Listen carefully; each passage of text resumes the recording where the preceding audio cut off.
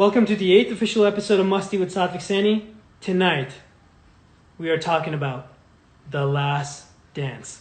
Michael Jordan's special 10-episode documentary series reliving his 1998 playoff run and overall career. So, if you're a sports fan and haven't heard about this, you must be living under a rock. But tonight, I bring one of my best friends on, Addy, to discuss the series since the series finished last night. So now I will request him, bring him on, and we will talk.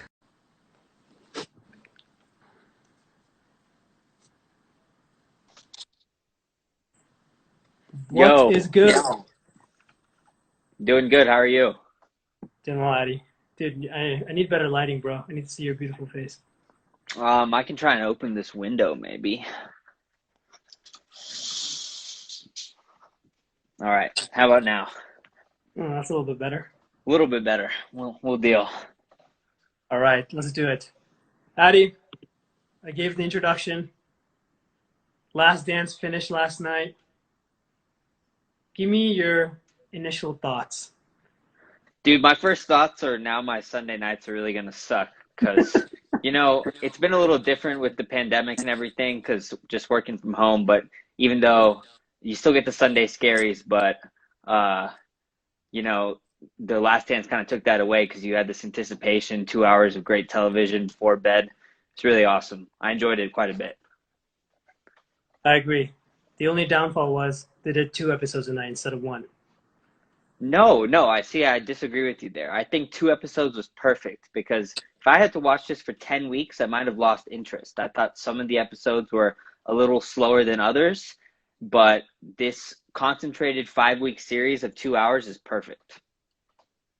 Interesting. Binging kills TV shows. I'm going to take that to my grave. But first and foremost, dude, but people had nothing to do. How would they lose interest though? I guess if they had nothing to do, but in a regular case, then maybe 10 weeks is too long. Plus, you won't remember everything. Like 10 weeks is like 2.5 months. But think about it. If you're watching 1 episode a week, we talk it, hash it out with our friends, like me and you, or group chats with all my other friends and whatnot. It makes us absorb it better. But you're right. It can go either way. But was this the best sports doc you've ever seen? I haven't watched many sports documentaries, so I'd say this is one of the best ones I've seen. In terms of the execution and just some of the raw footage was incredible. Like that scene, not this week, but last week where they showed like MJ sobbing on the floor. I've seen the photos of after he won that championship on Father's Day, but even just hearing that audio is just like, wow. Like they had this behind just completely all access, which was incredible. That's true. That is incredible footage, especially of his time, the 1998, and they kept the footage for so long. Yeah, the release timing was a little fishy, but yeah. It wasn't fishy. It was definitely a slight towards LeBron. But dude, I just wanna be like Mike. I've never ever seen an athlete be just so cool. Like in all aspects of his life. His aura was just undeniable. I mean, like playing golf between games, gambling, not being thrown away, doing whatever he says to his teammates, he was literally untouchable. Like Black Jesus might have been like the most accurate nickname for him. Yeah, when Reggie Miller said that stuff, I was cracking up because I'm like, that is just exactly what you should call him. And he was just, I think David Stern said it best when he gave him his 5th MVP. He like thanked him as well. And David Stern knew like the greatness that MJ brought to the league. Like it's not Michael telling the commissioner thank you. It's the commissioner telling Michael thank you for all he's done for the NBA. And he brought NBA to the face of the global footprint, right?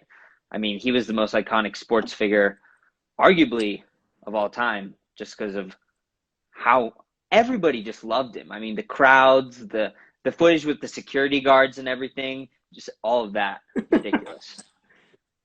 I don't know if he's the great. Like I think Muhammad Ali has him up slightly, but Michael Jordan was definitely top 2, or if not, same neck to neck Muhammad Ali. But dude, that's one thing. Our generation, like you and I didn't know like his aura or his just globalization or just fame was insane. What were some surprising parts to you regarding that? Like some things that just stood out to you?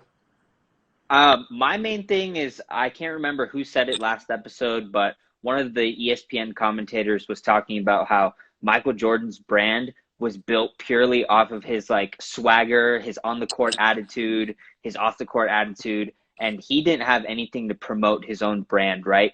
These days you see athletes who have Instagram pages, Twitter feeds, they had their own PR media teams, and I'm sure Michael had some of that preliminary stuff, but he didn't have any major social media platforms to boost his viewership or his image or anything like that. And everyone around the world, whether you were a basketball fan or not, was just glued to the TV when Mike was on. And if you had the opportunity to see him, then you're gonna sell out and do whatever it took to get a Bulls ticket.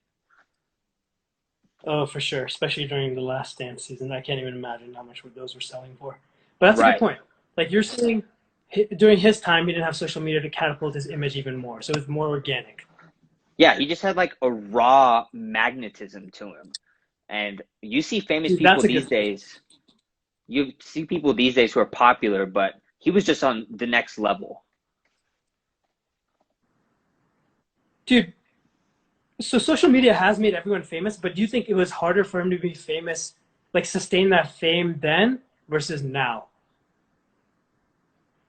Well, Do you see what I'm saying? it's a tough question because he kind of brought if the NBA was as remedial as it was then and he brought it to like the light it was at the end of his career, then maybe it would have been easier now because he has all these different tools. But now the NBA is like a league of superstars, and you see there's already a lot of hype around it, and it's tough to imagine what it would be like because he built that, you know? That's true. He did take it to another stratosphere, especially I think the Dream Team era, and then to be like, Yeah, I think actually he was smart with his advertising though, like his campaigns with Nike. Remember, he even said that controversial statement. He's like, Republicans buy sneakers too when he wouldn't endorse that political candidate. So I think he like knew what he was doing. He just didn't like he cared about his off the court image for sure. I mean, he definitely cared, but he also just knew that he could do whatever he wanted. Like he was, like you said, he was going to go play a round of golf in between games, and these days you get ripped apart for that. And if you perform worse in that upcoming game, you're going to get destroyed. But Mike knew that his abilities on the court wouldn't be impacted at all, so he just went and did whatever he wanted. Like every post game footage was him like, "Yo, man," and somebody's handing him like a Miller Lite, and he's smoking a cigar. Like you never you don't see that except for like title celebrations now, and he's winning like a regular season game and just doing that. That's the most insane part. I mean, what is the coach going to say to him? That's the thing. He was just so like Phil Jackson doesn't care. He's Oh like, you yeah, do you. You're Mike.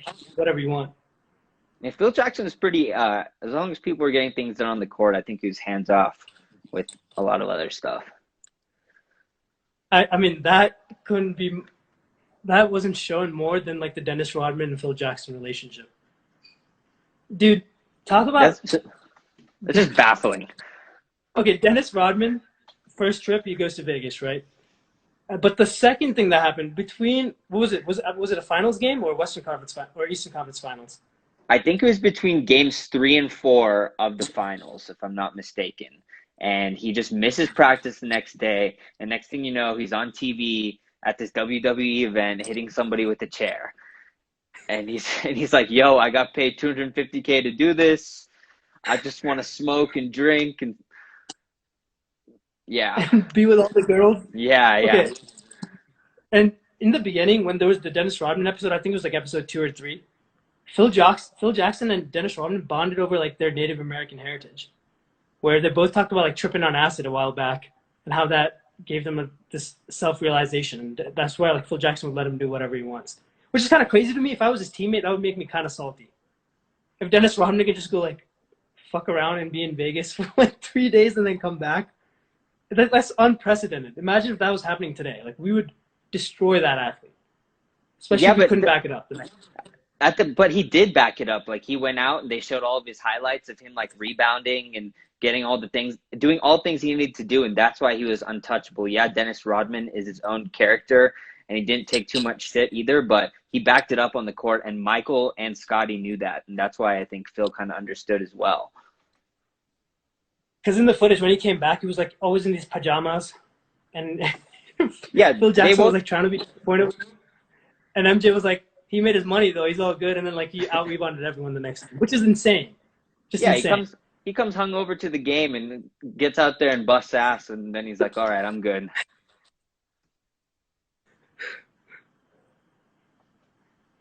What is this question for Ian? Oh, Ian's referencing Yeah. our one-on-one battle from last summer, which is completely irrelevant. But if we want to touch on it really quickly, Ian beat me. But I'm coming back this summer. Give me 1 month, Ian. You're going to be wishing you hadn't said anything. Ian, don't worry. I handed his ass to him yesterday in horse too, so I got your back though. Okay, so another point regarding his untouchability, but like as far as his ego, his mentality, dude, it is psychopathic. Is that even, am I saying that right? But he is a psychopath. Regarding, even if you think about this documentary, I was thinking about this like when I woke up today after.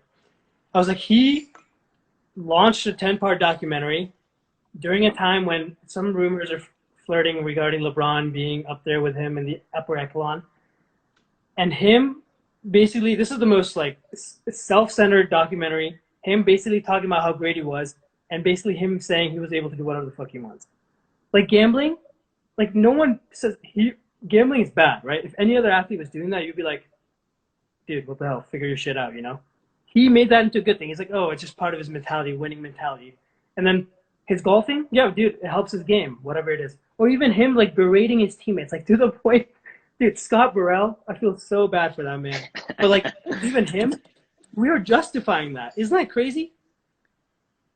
Him Yeah, launching this just made it a big circle jerk for him, and he knew that.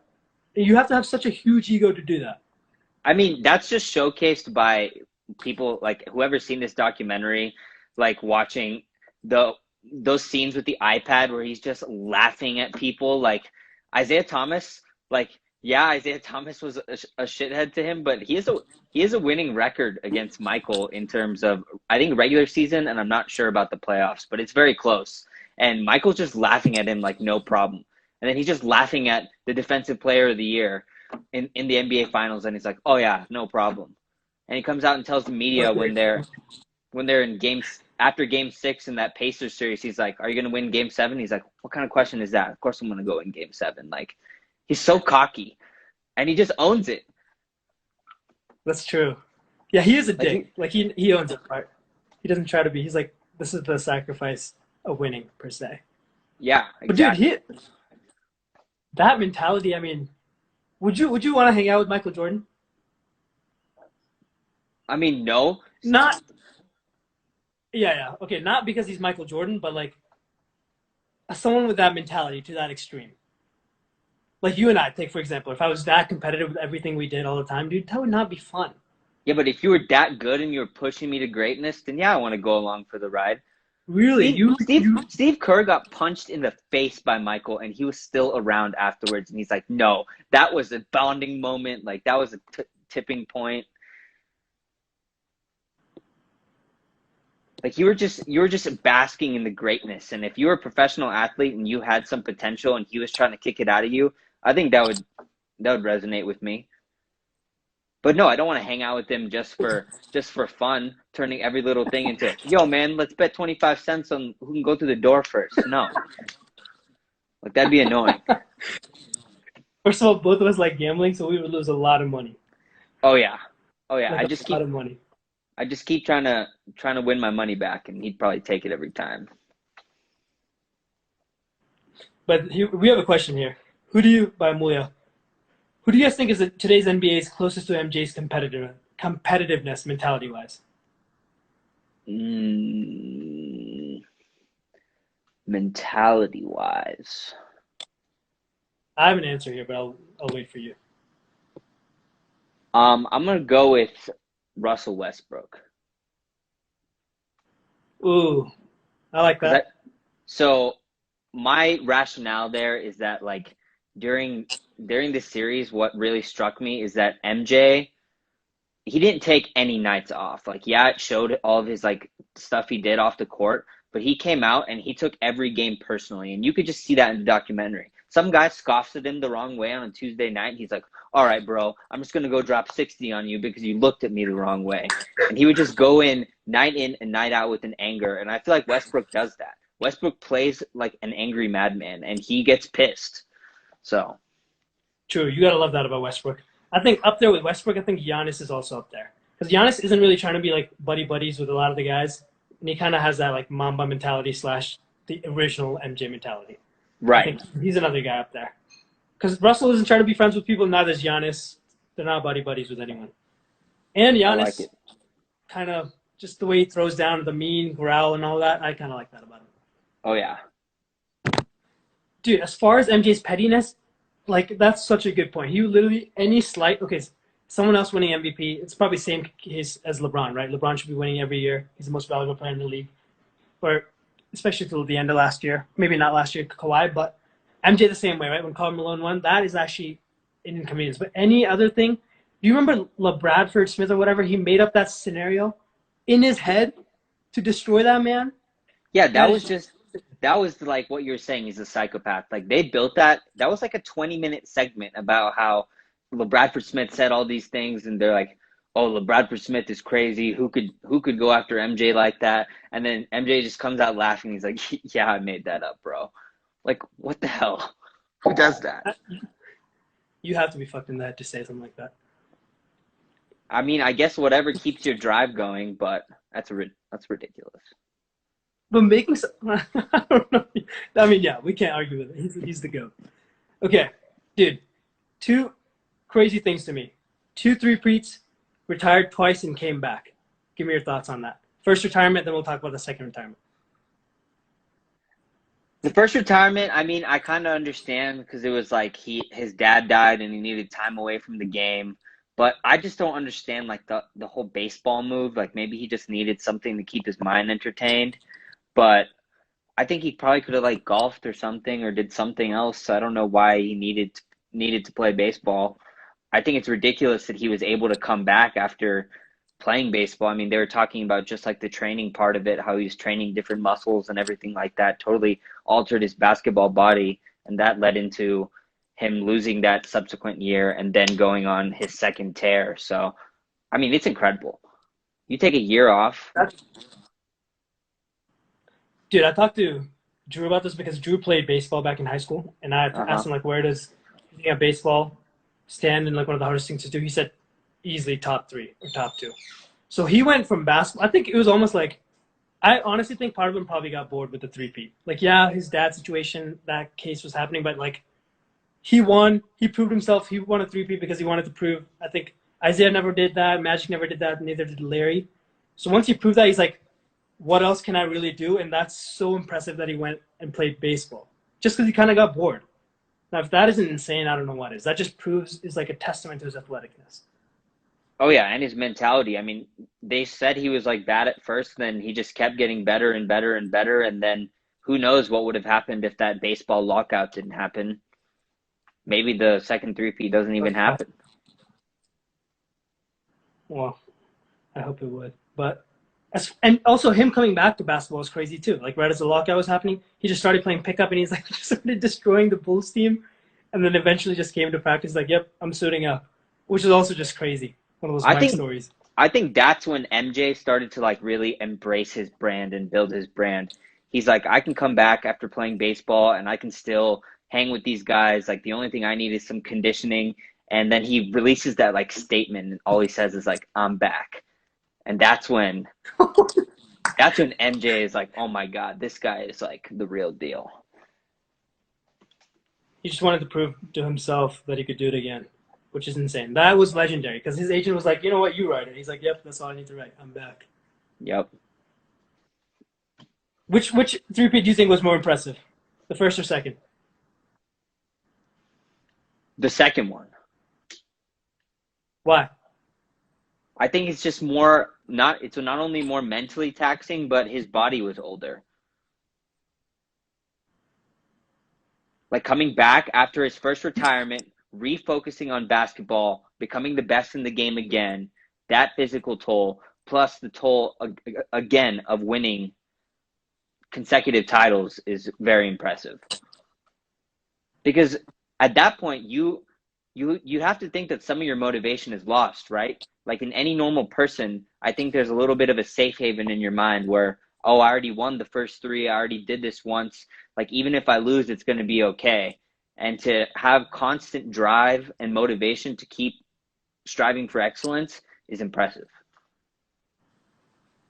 So Like, isn't don't you it think easier people? then? Because like, No, because you're fighting complacency. It's harder. There's no, there's, uh, in my mind, there should be less hunger, but there wasn't. I would argue there was more because he went played baseball and took that little break, and he's like, you know what, I miss it too much. I miss. He saw his Bulls losing, and I was like, he's hungrier than ever, and came back because he took that break. That's a good Also, argument what about too. the competition? What about the competition? The bad boys in the first 3 feet Well, versus the Jazz. Michael did say that the Pacers were a difficult foe too. So I think the competition was like obviously the bad boys were just man, they beat the shit out of him and that was tough. But they found a way to overcome that, and I think the competition was there's a different kind of competition. Yeah. I think Reggie and the Pacers team were skilled for sure, and they tested them in different ways. So what do you? Okay, that's interesting. What do you think about the bad boys and the and the way they played? Like the toughness of that era. What are your thoughts on that? Dude, that's ridiculous. They basically just went out and they're like, all right, we're putting a bounty on Michael Jordan's head anytime he's within 5 feet of the rim. Just hack the shit out of him. Yeah, that was. You know the best part about that because Dennis Rodman was on the Bad Boys Piston, Right. so he could like literally tell it straight up. And I do like the whole physicality of the NBA back then. Like it was a lot harder to go to the hoop, but dude, that was like too much because one like Lambeer elbow there, here, and there literally could have ended someone's career. If that ended Michael Jordan's career, like we would be sitting in a much different conversation. No, yeah, and I understand. Like you and me being ball players, like you go to the rim and you have one guy to beat. You give him a like, and you can't stop him. You give him a hard foul to prevent the basket, but your intent is never to harm. And those guys literally were trying to hurt him. They wanted to knock him out of the series. And kudos to him. I mean, he overcame it. Instead of like bitching and whining, he just hit the gym and got bigger and said, "I'm going to beat you guys." But that's crazy. I couldn't even imagine anything like that in today's NBA. People would be crying. Huh. I'm not answering. Wait, what did you say? Repeat that again. I'm Anything? saying if yeah, in today's NBA, it wouldn't fly at all. Oh, I for mean, sure. you'd get suspended first of all, and then you'd get shamed across the league because it's just not the culture anymore. Oh yeah, back then also flagrant fouls didn't really exist. It was just a hard foul. Like there was just a moniker of hard. I don't know Yeah, when flagrant.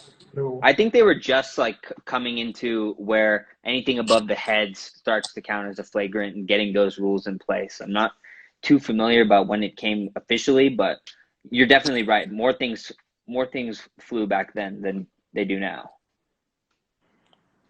True. All right, dude. I got a little bit of a stat tidbit for you. This is based on his second retirement. So I don't know how much you know. How much do you know about his time with the Wizards, Barely any. Fill me in. dude? I looked this up. I looked this up today. But his time with the Wizards after he came back, because he played for 2 seasons, 2002 and 2003. Correct me if I'm wrong, or 2001, 2002. But he, with the Wizards, I thought his time there was very underrated. I'm gonna read this right now. He turned a lottery pick team around on pace for playoffs till his meniscus were torn. The first season he came back, meaning he turned them around. He was averaging 23 a game. The next season, he still averaged 20 a game. Obviously not as good, but him himself was the only move that the Wizards made that was substantial, and he was able to turn that team around relatively. But him, with his defensive effort and offensive, at the age of 39 and 40. I might be wrong with the age there, but very old. And that is very impressive to me. That is pretty Let me crazy. tell you this. So 23 points a game. I looked it up today. Someone averaging 23 a game right now is DeMar DeRozan, Jimmy B, and CJ McCollum. Where would you rate them as players in the NBA? Great players. I mean, they're all I'd say top 30 at least. Top 30. So him still having that drive to be 40 and putting up that many points in that era is insane. Is very underrated. I think it's insane, but my thing is that like he goes back on his word. Like he was the greatest player in the NBA, and then he said he was going to leave on his own terms. And I don't understand why he just didn't walk away after the second three-peat. Like what? But dude, like I guess you're just playing for the love of the game at that point. I think a person like Mike needs to lose to know that he can't win anymore. There's no way I think he can go out and ending on top. Look at his mentality, dude. He's all about wanting to kill you, and if he never lost, he was forced out by management, though, right? It wasn't his choice to go out. He only went out because he was forced to. Like he said himself, wouldn't he sign a one-year deal with the rest of his teammates to try for a seventh ring? That's true. He did say he would have definitely gone for that if they offered it. So, I mean, it was his choice in the end to retire because Phil left and Scotty got traded and Dennis got released, and then the team was disbanded. But you're right. He's basically forced out because they didn't agree. Jerry Krause and the owner Reinsdorf didn't agree with that, which is whack, by the way. How can you not take your 6 finals in 8 years, 6 titles, and you have a chance to sign a 1-year deal with the rest of your team? Just sign Phil on a 1-year deal too, and say, all right, we were wrong. Let's go for it for a 7th. Who would say no to that? That's ridiculous. Dude, I don't like the owner, Jerry Reisendorf. I like him less than I like Jerry Krause. I think people did him dirty. He's a good GM. He obviously, that last move wasn't the way he should have gone about it. But like I feel like a lot of the scapegoat or blaming on this documentary goes down to him when he can't even rebuttal, dude. He's dead. And then like I think Reisendorf basically shifted the narrative in that way. He wasn't gonna sign. Or when Reisendorf acted like he told Scottie Pippen to not sign that contract. Remember when he said that? I was like, bullshit, man. You're owner. You're thinking definitely from a business perspective. Don't try to flaunt something you're not. No, I'm with you there in that Jerry took too much blame because in the end he drafted Pippen, brought Pippen to MJ. He got Rodman through a trade, I think. Got Steve either signed there as a free agent or through a trade, and then he got Kukoc from the European League, who turned out to be really good, and he built that team. And yeah, Pippen and Mike hated on him a lot, but you're right, he assembled that roster. So, and he takes direction from the owner, right? Like you said, he can't do anything without Reinsdorf telling him, yeah. He only has so much power. No, I agree. So now Daniel has a question. When does it end, though? If they won the 7th, then what? First of all, do you think they would have won the 7th? And then what would happen after? Also, dude, turn on your light. Like, working on it. Ooh, just broke this chair. Shit. All right, how about now? That's so much better. You didn't have the light on this entire time? Are you kidding me? Also, are you wearing a full shirt? No, dude, it's CP3. Nobody cares about CP3, let me tell you that. He's so irrelevant. Dude, CP3 is dope. Worst of the Banana Boat Crew, along with Mello. But besides the point. All right, what were you asking me? So when does it end, though? Do you think they would have won a 7th if they came back? I would have had a hard time putting them on as the favorites. Say that again? You would have had a hard time putting them on as the favorites? Not as the favorites. They should have been favored. You don't win 3 in a row and not be favored the next year if you're keeping the same core. I see. Oh, so I think Danny's trying to say, like, let's say they win the 7th, then what? Sign another 1-year deal? Like, what happens based on Krause and the owner? Yeah, that's a good point. I mean, then it'd be the question of whether they would want to sign another 1-year deal, but they should have made it so that Mike and Scotty could have retired with the Bulls. There should have been no reason to go send him to the Wizards to play out whatever. If he needed to see that he couldn't win anymore, it should have been with the Bulls. Dude, but he went to the Wizards as a part-time owner and GM. And then he, something weird happened there where he went and became a player because he got pulled out of retirement. And then he thought he would have his GM or ownership back, but then, there was a fallout with the Wizards. Oh, really? Yeah. That's interesting. Yeah, I guess he couldn't have gotten that ownership role with the Bulls. So, dude, just for thought, imagine if MJ was with like he teamed up with Lakers, Shaq and Kobe, or like Pippen and the Blazers. That would have been quite a sight. Even him as a older guy. That would have been ridiculous. I don't think he ever would have done that because he's too competitive to be riding off the coattails of Kobe and Shaq. Well, they would be riding off the coattails of. Actually, no, Shaq was pretty dominant. Yeah, and Kobe in his prime, like, yeah, they were good. True. All right, we got another question here from Nick. So, what was y'all's favorite subplot of the whole series? I had no idea about Kerr's dad, neither did I, or MJ's dad before watching. I'd say, okay, I'm not going to say Dennis Rodman because everyone got a kick out of that. Um, I'd either go with Steve's family story or I'd go with a little bit of Phil Jackson hippie life action and some of his coaching overseas. I didn't know anything about that.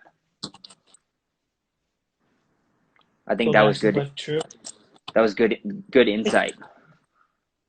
I mean, it's hard not to like Steve Kerr. I think he's very likable. Like when he got up on the parade and when he hit that last shot for the last finals, Right. and talked about that, he's like, yeah, you need to bail Michael out. But even in general, like I think he's been quite successful because he knew his role as a role player, and he talks about that, right? With like Paxson was his guru in that sense, and like he needed to be exactly what Mike needed at that time, and I think he always knew that. Even with the Warriors, like he knows his place and knows his role. And I think he's pretty humble the way he goes about it. I like that about him. Yeah, and I think that made him a better player. I mean, you have to know what your role is on the team because obviously you're going to be supporting Pippen and MJ and Dennis. So for him to accept that is big, and I think a lot of players can't do that. Dude, honestly, and another thing is, I think the backstory or learning a lot more about Pippen was, I think, huge for me too. Because Michael, like, he always has that aura, but like, Pippen was so good, and like learning his backstory and how he became what he became, the contract issues, all that. I thought that was a good subplot for me because I like learning about the teammates. That was a good team, and like I didn't really know much about Pippen or how good he was. Yeah, his rise up from being drafted in the second round to being, they called him the second best player in the league during the series. So that's a pretty meteoric rise. That's true, and he was also very significantly underpaid, which was definitely a theme of I Oh, think yeah. the first time. Ooh, that's it. Oh, so think along those lines. Do you think the documentary did justice to his teammates? Or do you think it helped them, or the opposite? Which side would Uh, you tip the scales to? I think some of the commentary about we'll start with Scotty since we're already there about Scotty was like painting him in a bad light, like they showed where I mean he did make that mistake where he sat out that final play of the in the year that Michael wasn't playing and he's like I want to take this shot but they gave it to Kukoc instead and he ended up making it. The way Fish made it. Yeah, and then some of his I think the contract debacle was totally justified. It's not I don't think it's that uncommon that if you have like a meteoric rise like that, then obviously you want to get paid because what if you get injured later in your career? Like you have to capitalize when you're that good. So that may have been detrimental to his image, but I thought that was justified. And then dude, Rodman, I don't know whether to respect him more or just call him a clown. Like that is just next level wild what he did. I still can't fathom it. And then the insight into Steve was great. Obviously boosts Steve's image for sure. Mm-hmm. I agree. I think that knock against Pippen, I know that was pretty shitty, like for him to quit on him, especially when MJ was gone and whatnot, because they counted on him a lot more. But I Yeah. didn't think it was that big of a. I don't know. I didn't think. I think it was like. I was like, shit happens. You can get up in your feels and like they won the game regardless. It was a win-win situation. Not a Yeah, but win-win, but like could have been more. how would you feel if the leader of your team on the final play, when your coach draws up a play and he's like, "Okay, Vic, you're not going to take the shot because you're getting double teamed. We're going to give it to Addy, and you just step out." Like, as a leader, you can't do that. And Well, I I would understand. definitely out if they gave you the shot. I'm definitely not going on court. But that's a good point. No, I agree. But I'm saying, do you have to understand that Pippen was a great player, but he also always played second fiddle. He was always in his shadow, right? And it's like they also have huge egos. Like that's part of it. I'm not trying to defend what he did, but like I empathize with a little bit of what he might have been feeling. Right. Okay. All right, we got another question here. By T South. Do you think Jordan just left after the second 3P because the talent wasn't there, with Scotty and Phil leaving, and he wanted to leave on top with no one to challenge him? I feel like he used. I don't think he finished the question, but what do you think? Do you think he felt like he wanted to leave on top? No, I think he understood he'd grown accustomed to the system and playing with these guys, and he didn't want to have to. Obviously, he didn't want to have to start over from ground zero after being at the pinnacle of his basketball career. And he had a deep loyalty to Phil, and that was the reason the whole time, right? Like, because he understood that Scotty might leave to get paid. He didn't know about the supporting players, but his main thing was that they weren't going to bring back Phil, and he's like, I'm leaving if Phil leaves. So I think it was more of like a loyalty thing. I don't think he really cared about leaving on top because, like you said, he kind of needed if he went to the Wizards to kind of see that he couldn't win, then he wouldn't care about that, right? He would still be competitive No, and try to win. no, that's true. I think someone like him can't go out on top. But we talked through that. But all right, dude. Another little stat tidbit. So I looked this up. I even sent you that video, right? The one you checked out. So where Michael Jordan he did this 6 times over the course of his career, more than anyone ever combined, where he won the scoring title and won the championship the same year. He did that for all of his titles, all of his championships. A lot of people did that in the past. I think there was like 4 people in the past, and then the last person to do it was Shaq in 2000. Isn't that crazy to you? Like, now in today's NBA, like, you would never think Harden would be leading a team to the title because he won the scoring title, right? You would be like, that's blasphemous. You've got to play selfless ball and more team-oriented basketball. But Michael Jordan in the 90s made that work. That's a true testament to that. So what are your thoughts on that stat? I mean, that's pretty insane. Like, you saw it in the last game where they were playing Utah, and Scotty was like playing hurt, but he was on the court. And I think the final score was like 87 to something, and Michael had 45 of those points. Like, it just showed how crazy dominant he was. Like, and the way his game could just take over the game I think it's a little, I don't know, it's just different. I don't even know how to compare it to nowadays, because you're right. James Harden averages 40 points a game, but the Rockets will lose, like, I don't know, 30, 40 games. Yeah, the fact that you can do that and still have like a team of role players around you that understand where they fit in and fall and still function well without egos getting too much into play. Which definitely took sacrifice from Pippen. But that's insane to me, especially because I think during that stretch, 1987 to his last championship, I think he won the scoring title almost like 10 years during that span. Well, I think it's like another part of it is because he's got, like, James Harden is a good scorer, but James Harden hasn't done shit in terms of like winning or anything. And Michael Jordan, like, established that when he does this, they win, and he consistently performed that. So nobody went toe to toe with him, and everybody knew that they were taking a back seat, but they were benefiting from that. That's true. Him just taking over games would like move out of the way. That was just so glorious to watch. All his game-winning shots. Dude, some of his percentages, if you read up on that, were like insane. For last 20 seconds, last 10 seconds, or 5 seconds, insane. Yeah, he's clutch. Yeah, and today you see James Harden score 60 and they win by 5 against the Washington Wizards, 130 to 125, then of course, I mean, nobody gives a shit about that. That's true, but when do you think that changed? Or do you think you need MJ's mentality to do something like that? Like, do you think Kobe was able to accomplish that? Because Kobe had Shaq for his first 3P, but the second 2 titles, I don't know. I feel like there was a shift in the way basketball was perceived. I mean, I don't really know. Like, the early 2000s, I didn't really follow the NBA or anything, but I think you definitely have to have that MJ mentality to make it work. Because while he was going out there and scoring, he was really pushing his teammates and willing them to victory. He wasn't just going out there to score. The only reason he did it was to win, if that makes sense. Because now I feel like players just want to, now players just want to score, right? Interesting, like stat pad. Yeah. Dude, did you see on Twitter I know we're approaching towards the end of the convo, but like, did you see on Twitter, Channing Frye said Michael Jordan was great, but he only had one job, which was to score. So what are your thoughts on that? I think he got a lot of flack for that on Twitter. No way. Channing Frye said that. Channing Frye's a clown. I agree. Dude, Michael was like DPOY a couple times, right? And he led the league in steals a few times. He was a killer on defense too. I don't think he was the best passer or facilitator, but that part of his game grew too as he became more mature of a player.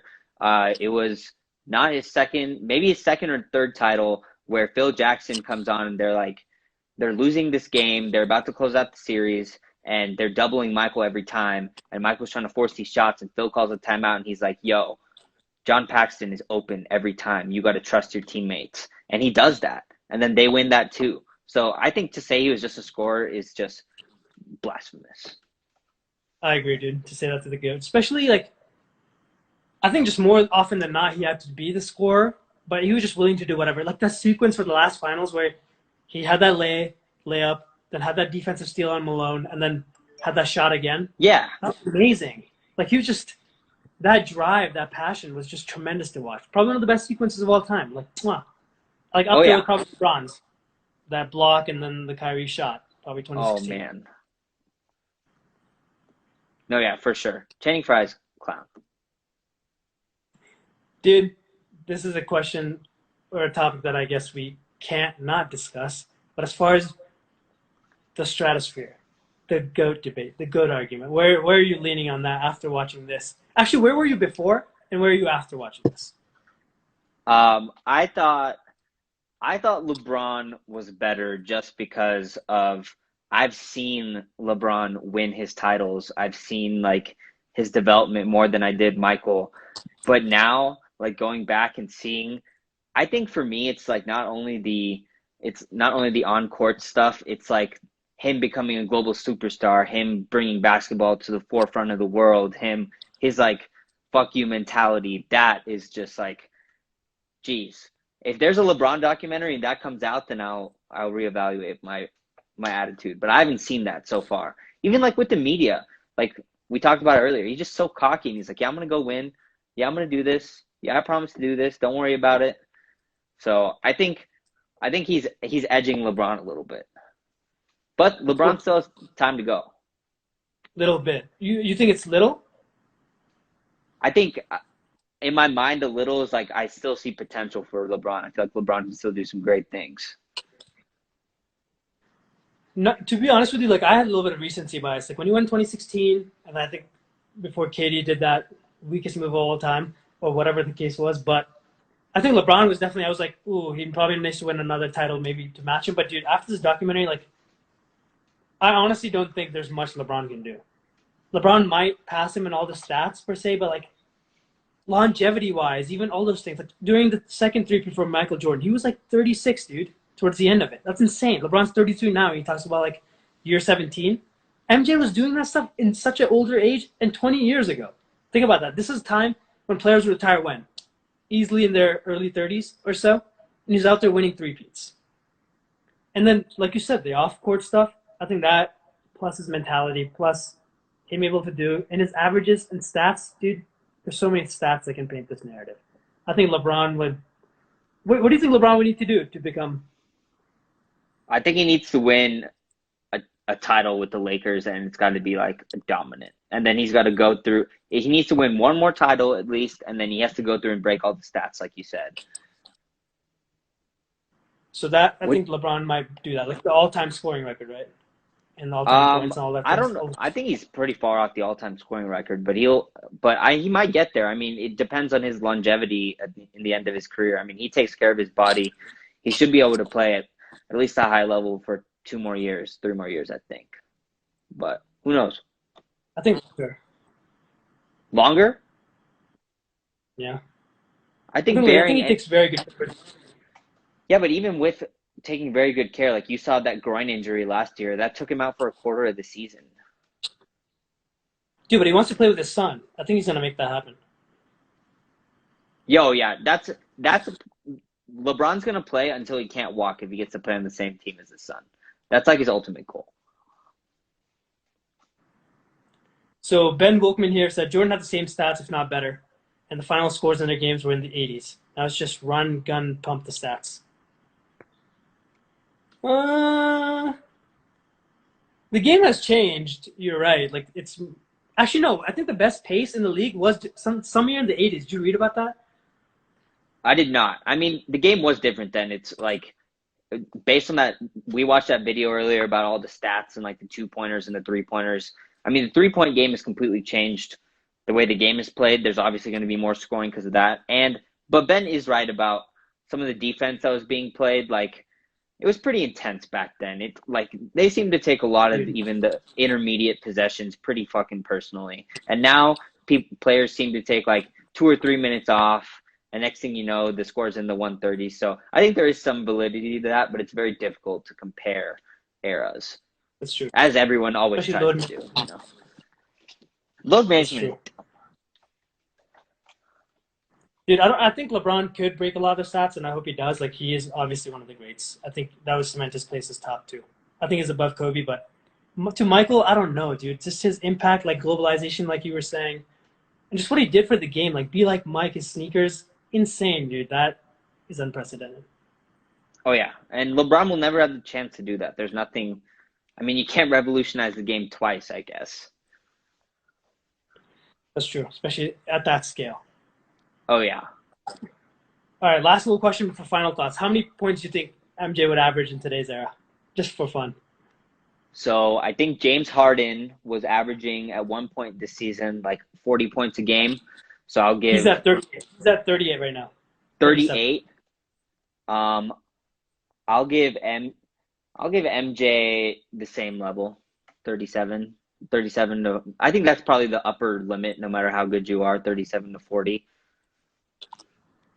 Really, dude? I'm saying 40 plus easy. Seriously, because think about it. Majority of his points came as 2-pointers back in the day, and the whole Wizards era, dude. Like. That shocked me and took me by surprise. If he can still score 23 points a game at 40, 41, dude, in his prime, oh, man. And if he adds a 3-point arsenal, which he definitely would in this era, I think it's game over. Lights out. But that's a lot of hypotheticals. All right, my dude, Aditya, do you have any other final thoughts? All right, last question. Documentary about Michael Jordan. What's your score out of 10? Ooh. Give us the final rating. 9.8. Partly because I'm in a pandemic. I haven't seen live sports in a while. Also, this was one of the best fucking documentaries I've ever seen. Like, props to ESPN. Oh, yeah. Oh, yeah. What do you give it? I give it a 9.6. And my only knock on it is that sometimes I stop paying attention for a few minutes and we're in 1998 and then 1988 and then 1994. I think some of the chronological things could have been done slightly better, but that's my only knock. Everything else was fire. Oh, that's a good point. That's a good point. At times I felt like, yeah, you didn't really know if you looked away, you could have been. Yeah, if you missed one of those sequences when they were moving the timeline and it was like that graphic, then you were like, because he looked the same most of the time. That's true. It was good, though. I loved it. I enjoyed it. And honestly, this time, due to the pandemic, I think everyone will remember when this documentary was dropped. Oh, yeah. It sent him into another legendary era for like another 20 years. It'll be interesting to see Kobe's doc, though. Maybe LeBron's doc down the road. Ooh, Kobe's doc I'm excited to see. Because that's like the closest thing to a reincarnation, right? True. Rest in peace, Mamba. All right, dude, anything you want to plug? Your IG, your mediocre Twitter game, anything? Let me know. Hey, my Twitter game is pretty fire. No, thanks for having me on. Everyone go take a listen if you didn't. So, yeah. Thank you, bro. Have a good rest of your night. Peace out.